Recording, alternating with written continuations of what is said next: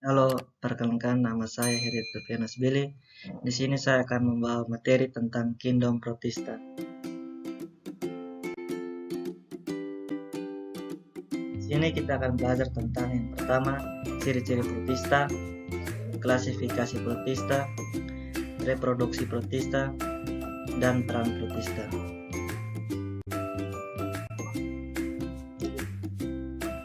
Sebelum kita masuk dalam ciri-cirinya tersebut, di sini kita akan belajar tentang pengertian dari protista. Protista adalah organisme eukariotik yang paling sederhana. Protista dibagi menjadi dua kata, yaitu protos yang artinya pertama dan kritos yang artinya membuat.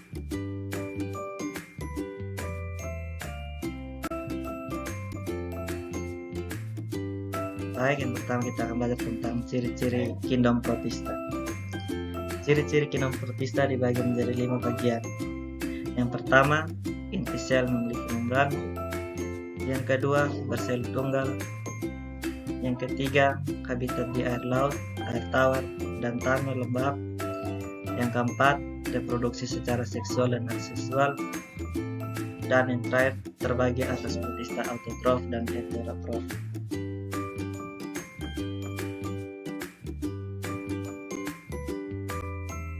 Yang kedua, kita akan masuk ke dalam klasifikasi protista. Para ahli biologi membagi protista menjadi 3 subkingdom. Yang pertama, protista mirip hewan. Yang kedua, protista mirip jamur. Ketiga, protista mirip tumbuhan.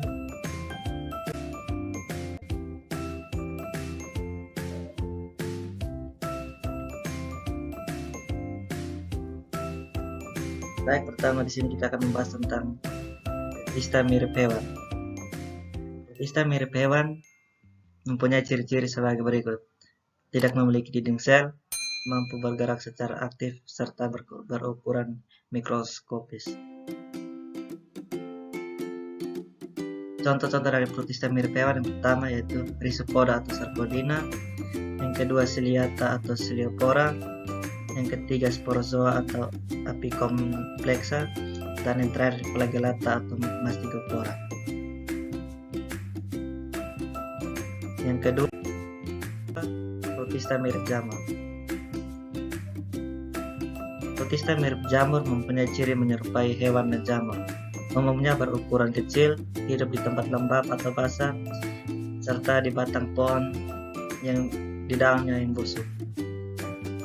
Protista mirip jamur dibagi menjadi dua, yaitu Ixomycota atau jamur lendir dan Oomycota atau jamur air.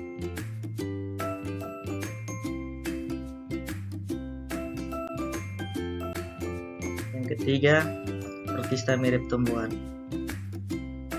Protista mirip tumbuhan dibagi menjadi 7 bagian, yaitu yang pertama Eglonophyta, yang kedua Chrysophyta, yang ketiga Pyrophyta, yang keempat Basilarhiophyta, yang kelima Chlorophyta, yang keenam Rhodophyta, dan yang ketujuh Phaeophyta.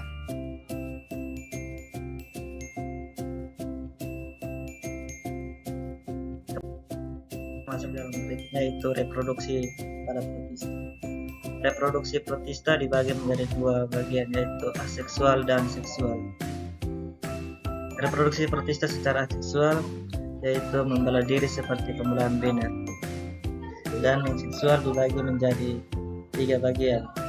Pertama, isogami. Isogami merupakan perkembangan biakan seksual pada tumbuhan di mana sel kelamin jantan dan betina memiliki bentuk dan ukuran yang sama. Contohnya adalah ganggang. Yang kedua, oogami. Oogami adalah bentuk reproduksi seksual yang menyangkut produksi gamet besar non-motil yang dibawahi oleh gamet lebih kecil yang motil. Dan yang terakhir, anisogami. Anisogami merupakan kebalikan dari isogami, di mana sel kelamin jantan dan betina melebur dengan ukuran dan bentuk yang berbeda.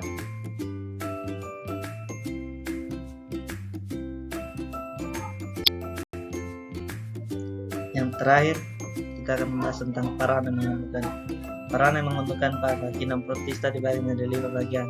Yang pertama, berperan sebagai dekomposer. Yang kedua, dijadikan bahan makanan. Yang ketiga, menjaga kebersihan perairan. Yang keempat, menjaga keseimbangan ekosistem. Dan yang terakhir, menjadi sumber pangan baru.